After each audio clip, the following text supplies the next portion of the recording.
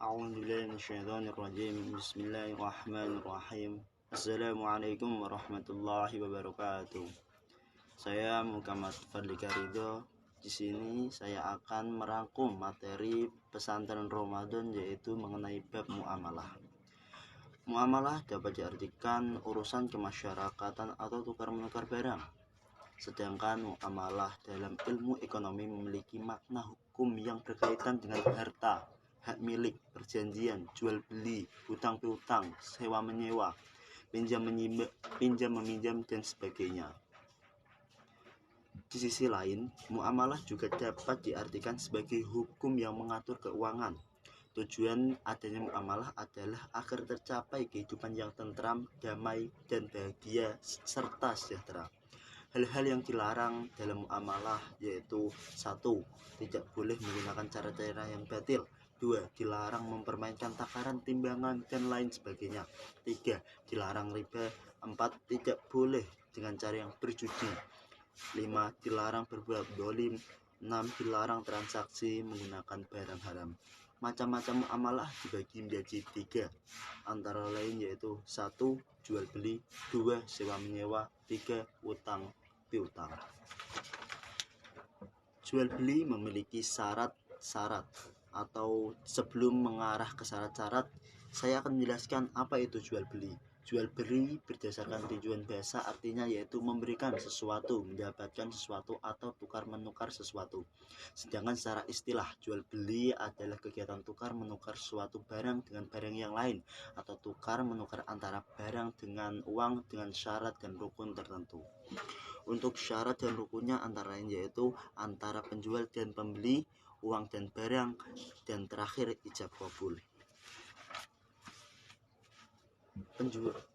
Di dalam penjual dan pembeli terdapat syaratnya yaitu: kedua harus sudah balik dan mumayyiz, 3 berakal sehat, dan kedua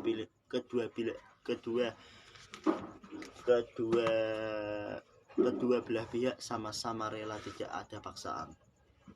Untuk uang dan barang harus barang yang harus diperjualbelikan suci dari najis, ada manfaatnya, milik sendiri atau tidak mencuri, barang dapat diserah terimakan, serta jelas yang dapat diketahui oleh kedua belah pihak. Untuk yang terakhir yaitu ijab qabul. Ijab qabul adalah secara resmi atau secara akad diucapkan mengenai jual beli tersebut, atau dapat terjadi kesepakatan antara penjual dan pembeli, yaitu bisa melalui fatkur, kwitansi, dan lain sebagainya. Selanjutnya, di dalam jual beli terdapat istilah khiyar. Di dalam jual beli, khiyar artinya yaitu memilih atau pilihan, sedangkan berdasarkan tinjuan istilah khiyar yaitu hak memilih antara meneruskan atau membatalkan akad jual beli baik dalam waktu yang singkat maupun dalam beberapa saat. Khiyar dibagi menjadi 3. Yang pertama, khiyar majlis. Yang kedua, khiyar syarat. Yang terakhir adalah khiyar IP atau khiyar cacat. Selain khiyar, di dalam jual beli juga terdapat istilah riba.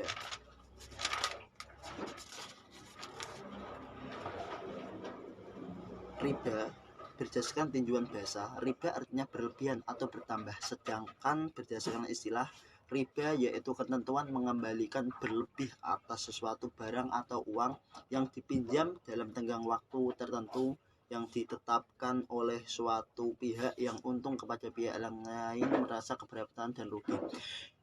Riba di dalam agama dilarang karena dapat mempermaslahatkan yang dipinjami atau menjadikan yang dipinjami itu menjadi sengsara. Untuk macam-macam riba dibagi menjadi 4. Yang pertama yaitu riba fadli atau riba samar. Yang kedua yaitu riba qardi. Yang ketiga yaitu ribayat. Dan yang terakhir riba nasiyah.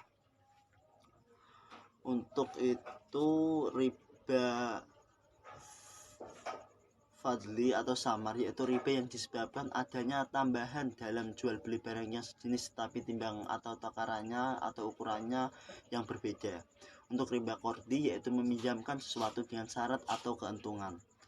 Riba yadi yaitu pengembalian keuntungan dalam jual beli. Yang terakhir riba nasiyah ialah riba yang disebabkan adanya tambahan pembayaran berlipat atas suatu uang karena waktunya diundur.